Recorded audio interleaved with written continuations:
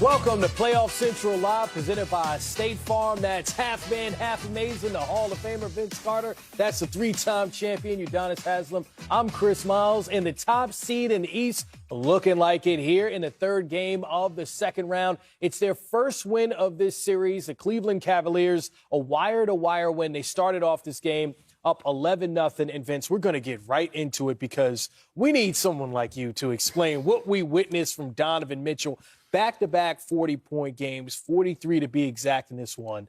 But you got some clips to show us, and there's one where, like, did Vince just step back on the court? Because that's what Donovan was. But he's been relentless.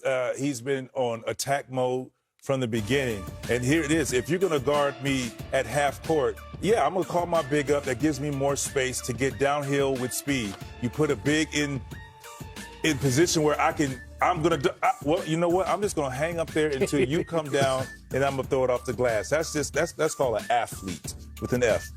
Here's another situation.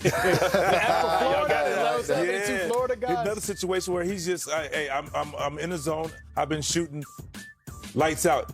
Now I'm going to split the defense, get the ball back, outrun you, get me an easy bucket. It's just been attack mode, zero settling. You see, everything was downhill, 14 for 29. Yes, he took 13 threes, but I felt like that was early in the game. Second half, plus including the fourth quarter, let's just say second half, more so the fourth quarter, he was downhill attack mode in your chest, did not think about taking threes. Every time he got the ball off a flare, he got off a pick and roll, it was downhill first, either layups or creating open threes for someone else. Yeah, the Cleveland Cavaliers on go from the beginning. But here's the thing.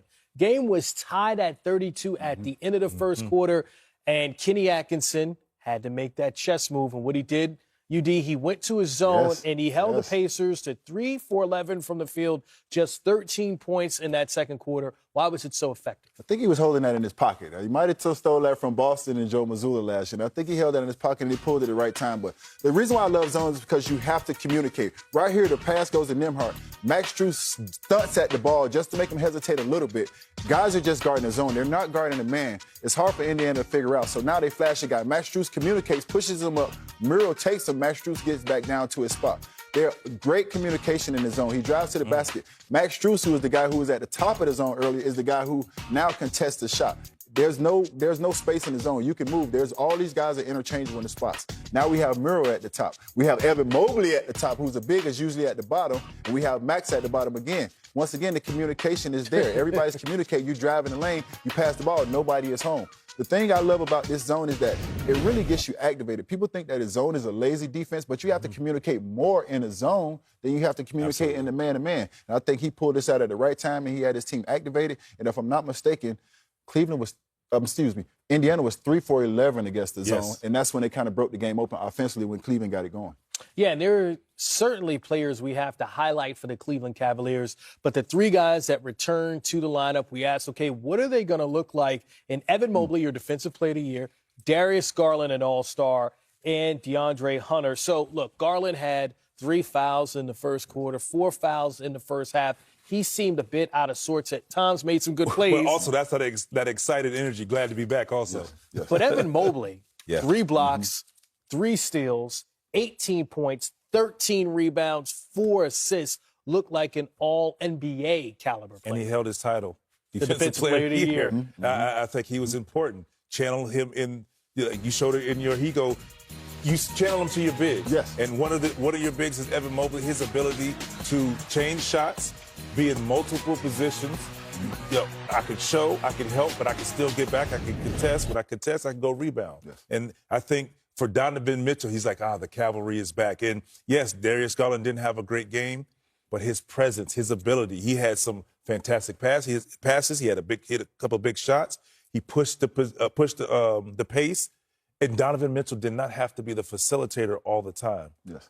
And the thing I love about Evan Mobley is now this is why he's the defensive player of the year, because you brought it up earlier in the game, because their defense have struggled. They have been giving up 52% from the field, 46% from the three. Right. You cannot win like that. You get Evan Mobley back in the lineup today, you give up 43% from the field, 30% from three. This is the Cleveland Cavaliers who ranked 5th in defense throughout the season, and this is what we were expecting. And now you bring back the defensive player of the year, and you see how it elevates their team defensively. And everybody's on the same string, so we know now, hey, I get up on my man, Channel it to my big guy. Come in here if you want to. Yeah. Come in here if you want to. You know, UD, we talked about one of your former teammates and a friend of yours, Max Strus, and what he had to deal with after that late game turnover in Game 2 during that epic comeback for the Indiana Pacers.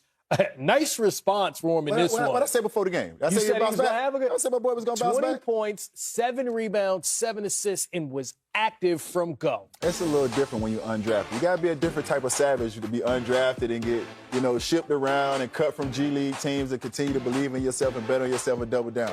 I knew what Max Strus is about. This is just a basketball game. Max Strus has been fighting for life just to get in the league and stay in this league. So I knew he would come out and play the game well. He shot the ball well from the perimeter. If you look at who they started on Halliburton, it was Max Strus. Halliburton goes out tonight and has 4 points and is -20. Max Strus was the guy, the head of the snake, who started that defense. Picked him up full court, Picked him up full court, pressured him, turned him, wore on him. And as you say, when you get in that paint, you got to see Mobley and Jared Allen.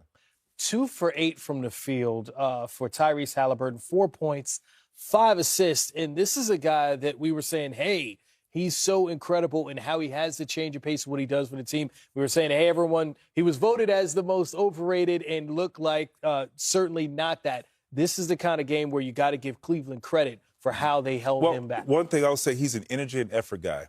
And at the same time, he's unselfish. And when he feels that energy and the effort and things are going well and he gets going, he facilitates, he opens up a lot of things. But what they did is defensively, like you said, picked him up full court. And when you're on offense and he's in front of you, they were attacking him. They were making him guard. They were putting him in multiple possessions or situations where he had to be a help guy or he had to guard the second action, and it was penetrate, get to the layup, or create an open three. So they really brought the fight to him and made him guard, which I think got into him and kind of took him out of the game. And they limited him offensively because what he is a great offensive player when he is able to start off with the pass and get other guys involved. Now he is able to take advantage of that one-on-one matchup because he's got other guys involved.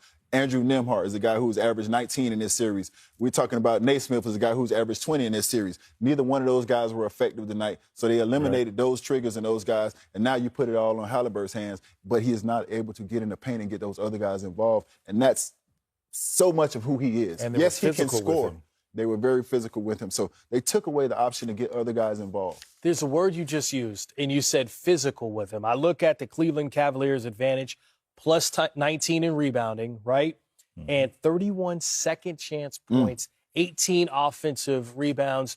UD, that's the physicality you're talking about. Yeah, and that's the size that they have. When they start too big, yes, Pascal Siakam is great down there. He can score. He is a guy who can get to all 3 levels. He has an advantage offensively. But when you get him out on the defensive end, you got to beat the hell out of him down there. When you